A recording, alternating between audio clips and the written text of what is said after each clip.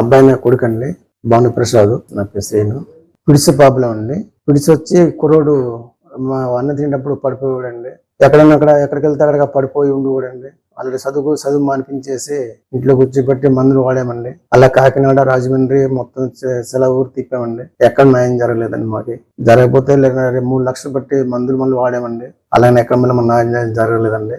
ఇలా నాయుడుపేట వచ్చామండి. నాయుడుపేట వచ్చి ఇలాగా వర్క్ చేస్తుంటే హాస్పిటల్ తీసుకెళ్తే ఇలా నారాయణ హాస్పిటల్ నుంచి చూస్తున్నారమ్మా, పిడిసి ఆరోగ్యశ్రీ కార్డు వల్ల మీ కుర్రోడికి న్యాయం అవుతుందని చెప్పారండి. డాక్టర్ గారు చెప్తే దాన్ని బట్టి మేము ఇక్కడికి నారాయణ హాస్పిటల్ తీసుకొచ్చామండి. నెల్లూరు తీసుకొచ్చి అక్కడ నారాయణ హాస్పిటల్ జాయిన్ చేసి సూపర్ గా చేస్తున్నారంటే జాయిన్ చేశారండి. డాక్టర్ గారు చూసి జాయిన్ చేసామన్నారండి. అందుకు జాయిన్ చేసి 15 రోజులు చూసాక మందులు వాడాక పంపించారండి ఇంటికి. మళ్ళీ తీసుకురమ్మన్నారండి. 15 రోజులు పోయాక తీసుకొచ్చామండి. తీసుకొచ్చాక ఆపరేషన్ పడుతున్నాం అబ్బాయికి, మీకు ఏం ప్రాబ్లం ఉండదమ్మా అని చెప్పారండి సంపత్సర్ గారు. చెప్తే దాన్ని బట్టి మేము మీ దైవలండి ఎలా చేసినా మాకు న్యాయం జరగని చెప్పామండి. మీ అబ్బాయికి ఏమవుతుందని, మీ అబ్బాయి చాలా బాగుంటాడండి, మీ అబ్బాయికి ఏం జరగదండి అని చెప్పారండి డాక్టర్ గారు. నెల ఆఖరిన 27 తారీఖున ఆపరేషన్ తీసుకెళ్లారండి.